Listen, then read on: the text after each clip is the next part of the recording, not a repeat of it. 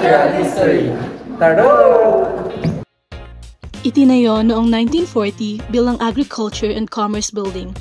Ang estrukturang ito ay disenyo ni Antonio Toledo, isang Pilipinong arkitekto. Neoclassical ang estilo, malalaking haligi, matikas na hagdanan at simetrikong anyo. Ngunit hindi lang ito gusali ng pamahalaan. Sa paglipas ng panahon, naging saksi ito sa pagbabago ng ating lipunan. Taong 2015, sinimulan ang restorasyon ng gusali upang maging tahanan ng natural na kasaysayan ng Pilipinas. At noong Mayo noong 2018, binuksan ito sa publiko bilang bahagi ng National Museum Complex, kasama ang National Museum of Fine Arts at ang National Museum of Anthropology. Ngayon ay samahan ninyo kaming tuklasin ang mga 12 permanenteng galereya ng National Museum of Natural History na matatagpuan sa Rizal Park, Maynila. Ang bawat galereya ay naglalarawan ng kagandahan, kasaysayan at yaman ng kalikasang Pilipino. Tara, simulan natin ang ating paglalakbay sa mundo ng agham at kalikasan.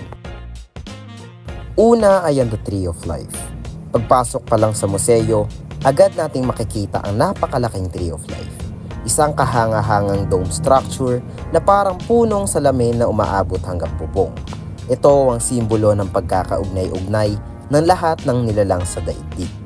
Sa paligid nito, makikita natin ang replika ng Philippine Eagle na si Gemini at iba pang modelong hayop na kumakatawan sa buhay sa Pilipinas.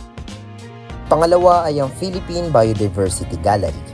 Dito ay pinapakita ang pambihirang dami at uri ng mga hayop at halaman sa bansa.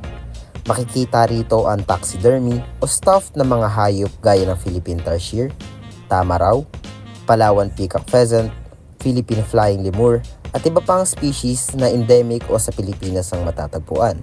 Mayroon ding mga interactive displays tungkol sa iba't ibang ecosystem ng bansa. Ikatlo ay ang Geology of the Philippines Gallery. Sa gallery na ito, ipinapaliwanag kung paano nabuo ang ating kapuluan. Makikita rito ang mga bato at mineral samples mula sa iba't ibang rehiyon ng bansa tulad ng basalt, limestone at marble.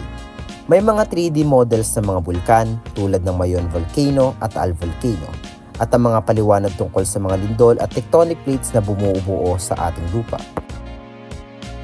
Ikaapat ay ang Life Through Time Gallery. Dito naman ipinapakita ang kasaysayan ng buhay sa mundo mula sa sinaunang panahon hanggang sa kasalukuyan. May mga fossil na mga isda, shell at sinaunang hayop, pati na rin replika ng mga dinosaur skeletons at prehistoric mammals. Dito mo makikita kung paano nagbago at umunlad ang mga nilalang sa paglipas ng panahon. Panglima ay ang Minerals and Energy Resources Gallery. Ang gallery na ito ay tungkol sa mga likas na yaman ng bansa, gaya ng ginto, tanso, nickel at tangis. May mga aktwal na mineral samples na galing sa iba't ibang minahan sa Pilipinas. Ipinapakita rin dito ang tamang paggamit ng mga likas na yaman at kung paano ito nakakatulong sa ekonomiya. Ika-6 ay ang The Rainforest Gallery. Isa ito sa mga pinakamasigla at makulay na bahagi ng museo. Dito maririnig ang tunog ng ulan at mga ibon. At makikita ang life-size model ng mga hayop gaya ng Philippine deer, hornbill, civet cat at giant monitor lizard o bayawak. Ipinapakita rito ang estruktura ng kagubatan at kung paano ito nagiging tahanan ng napakaraming uri ng buhay. Ika-7, Mangrove, Beach and Intertidal Zone Gallery. Dito ipinapakita ang kahalagahan ng mga bakawan at baybaying dagat bilang tahanan ng isda at proteksyon laban sa bagyo. May mga model ng mangrove trees, replika ng starfish, sea urchin at crab, at mga interaktibong display tungkol sa buhay sa pagitan ng dagat at lupa. Ika-8, ang Marine Realm Gallery. Kung mahilig ka sa dagat, siguradong mamamangha ka rito. Makikita mo ang life-size model ng dugong, mga sample ng corals, shells at giant clam. Pati na rin ang mga replika ng whale shark o butanding.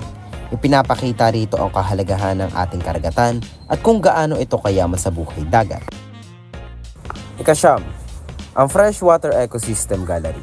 Ang gallery na ito ay tungkol sa ilog, lawa at batis ng bansa. Makikita rito ang mga isdang tubig tabang, gaya ng tilapia, carp at catfish. Pati na rin ang mga halamang aquatic tulad ng water hyacinth. Ipinapakita rin kung paano naapektuhan ng polusyon at basura ang ating mga ilog at lawa. Ika-10, ang Ultramafic and Limestone Karst Forest Gallery. Ito ay nagpapakita ng mga kagubatang tumutubo sa kakaibang uri ng lupa at bato gaya ng limestone.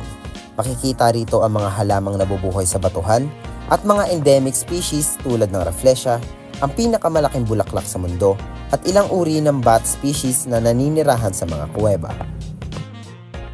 Ika-11, Botany and Mycology Gallery. Sa bahaging ito, ipinapakita ang kahalagahan ng mga halaman at kabute sa ating buhay.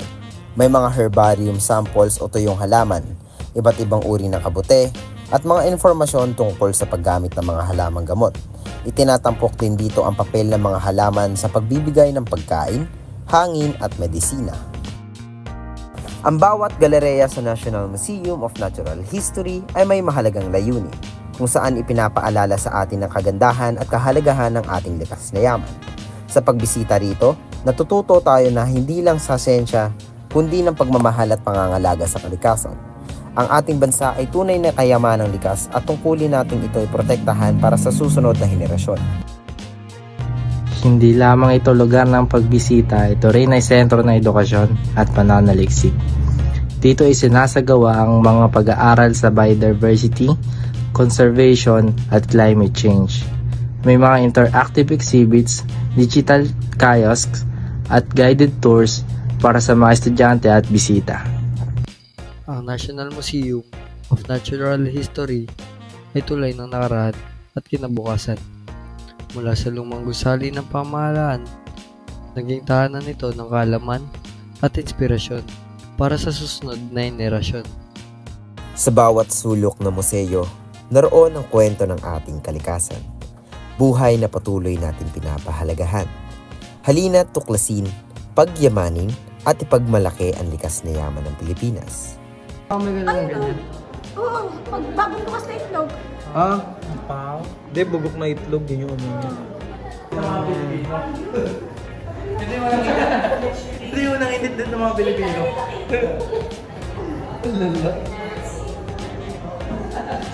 Ay, iba-ibang ano mo. Kung saan siya natagpuan na pre.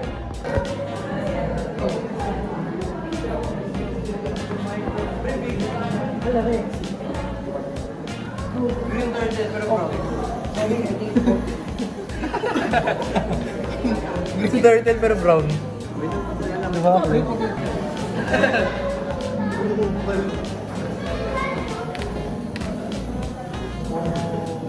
Utak ni Einstein.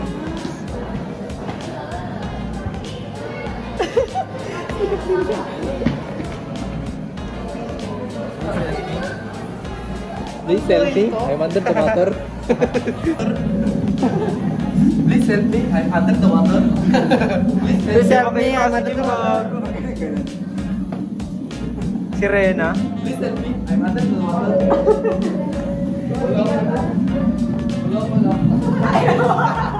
Sinilip ko pa.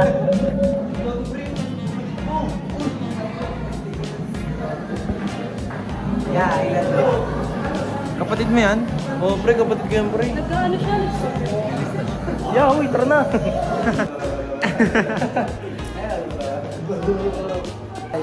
Hi guys, Ah. this is Dodo. The first walk. Dodo. Ito nito. Kay Megamind ito ah. Megamind.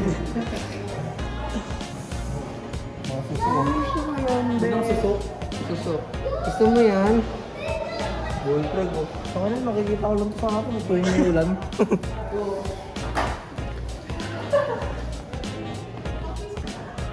Sinari ko nag-aayos. Naghihimay. Hello, totoo ba yan? Sarap po. Tutok mo pa.